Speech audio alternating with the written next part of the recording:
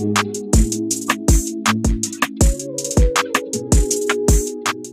assalamualaikum warahmatullahi wabarakatuh. Salam guru penggerak. Oke, di video kali ini saya akan memaparkan tentang koneksi antar materi, kesimpulan dan refleksi modul 1.1. Sebelumnya perkenalkan, nama saya Agung Kurniawan dari SD Negeri 04 Merang, Kecamatan Warung Pring, Kabupaten Pemalang. Di video ini saya akan bagi menjadi 4 bagian. Yang pertama adalah pemahaman saya sebelum mempelajari modul 1.1. Yang kedua, apa yang berubah setelah mempelajari modul 1.1. Yang ketiga, penerapan di kelas sebagai pencerminan pemikiran Ki Hajar Dewantoro. Dan yang keempat adalah kesimpulan dan refleksi. Oke, langsung saja. Yang pertama adalah pemahaman saya sebelum mempelajari modul 1.1. Sebelum saya mempelajari modul 1.1, saya beranggapan bahwa murid adalah kertas yang kosong yang bisa diisi dengan materi apapun. Dan yang kedua, saya beranggapan murid adalah objek pembelajaran. Yang ketiga, saya beranggapan guru sebagai sumber belajar utama atau teacher center. Yang keempat, sebelumnya saya mengutamakan hasil belajar berdasarkan hasil KKM atau kognitif. Yang kelima, saya beranggapan jika ganti pemerintahan maka akan ganti kurikulum. Dan yang keenam, saya beranggapan bahwa pembelajaran budi pekerti hanya ada di mapel agama. Oke, berikutnya di sesi yang kedua, apa yang berubah setelah mempelajari modul 1.1? Di modul 1.1 ini sungguh sangat luar biasa. Di modul ini telah berhasil mengubah pandangan saya, telah berhasil mengubah kepercayaan saya. Apa saja yang berubah dari pandangan saya? Yang pertama, murid bukanlah kertas kosong, namun mereka adalah kertas yang sudah terisi berbagai macam bakat dan keahliannya. Akan tetapi, tulisan itu masih samar-samar. Nah, tugas guru mempertebal tulisan tersebut agar bisa menggali potensi lebih dalam dari siswa tersebut. Yang berikutnya, pemahaman saya berubah. Yang tadinya menganggap murid sebagai objek dari kegiatan belajar, ternyata murid adalah sebenarnya subjek dari kegiatan pembelajaran. Dan hal itu adalah hal yang benar menurut Ki Hajar Dewantara. Berikutnya, pandangan saya yang berubah adalah guru bukan satu-satunya sumber belajar. Murid dapat belajar dari berbagai sumber, misalnya dari lingkungan sekitar, dari teknologi, atau bahkan dari orang lain yang bukan guru ya.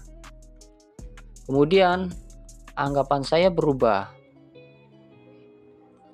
Yang tadinya saya menuntut murid untuk mendapatkan nilai bagus, kini saya tahu bahwasanya kita hanya menuntun segala kodrat yang ada pada anak, karena setiap anak itu unik dan diselaraskan dengan budi pekerti. Kemudian pandangan saya yang berubah adalah pendidikan bukan hanya menuntut pemerintah ketika ganti kurikulum, kita mengeluh dan lain sebagainya. Karena memang pendidikan itu harus berubah, bergerak, dinamis sesuai dengan perkembangan zaman. Jadi, kurikulum sampai kapanpun akan terus berubah mengikuti perkembangan zaman atau kodrat zaman. Namun tetap tidak meninggalkan akar budaya setempat atau kodrat alam. Berikutnya, pandangan saya yang berubah adalah bahwa budi pekerti itu bukan hanya ada di mata pelajaran agama, tapi diintegrasikan ke semua mata pelajaran.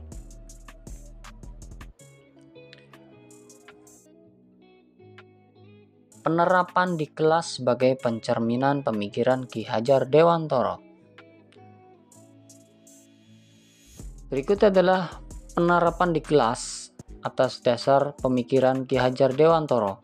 Yang pertama adalah menciptakan suasana belajar yang berpihak pada murid dengan melihat kodrat alam dan kodrat zaman. Kemudian, yang kedua adalah mengikutsertakan dalam perencanaan pembelajaran dan melaksanaan pembelajaran tersebut. Jadi, siswa itu diikutkan dalam perencanaan pembelajaran agar siswa tahu bahwa mereka harus belajar tentang apa dan kemudian melaksanakan pembelajaran tersebut.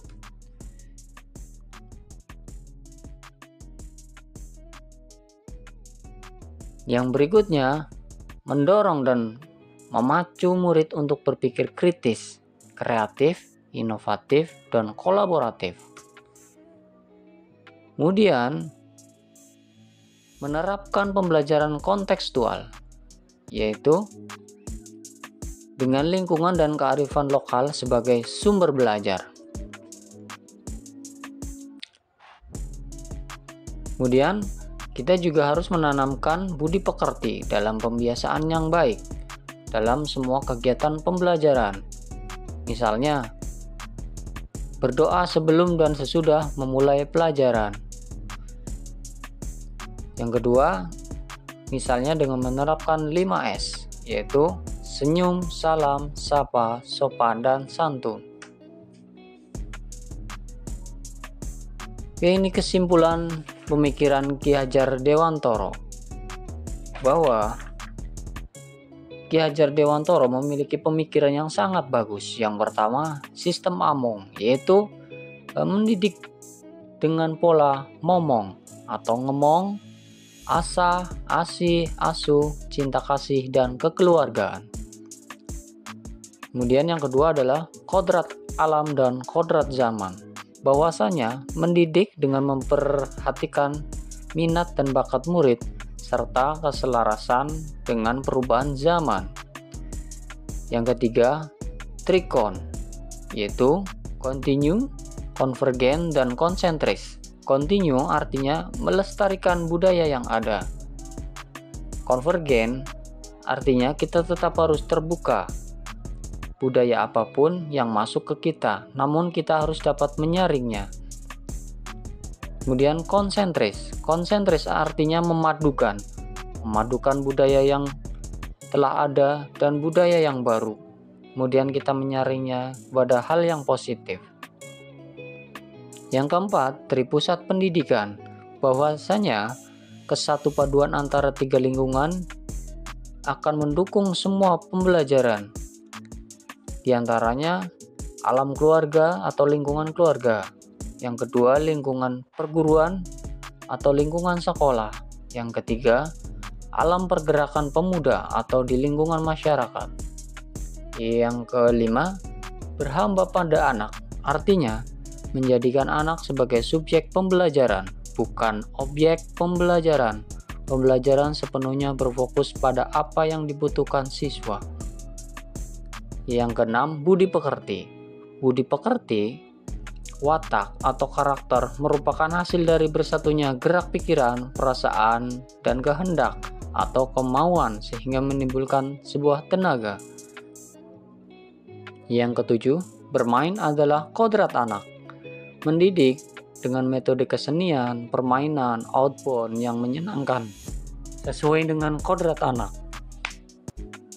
Dan yang kedelapan, trilogi kepemimpinan atau semboyan yang sering kita dengar, yaitu Ingarso Sung Tulodo, Ing Madya Mangunkarso, Tutwuri Handayani. Baik, kesimpulan dari pemaparan yang telah saya lakukan, bahwasanya pendidikan adalah menuntun segala kodrat pada anak, baik kodrat alam maupun kodrat zaman, dengan menanamkan nilai-nilai budi pekerti agar anak dapat menjadi manusia merdeka yang seutuhnya. Refleksi.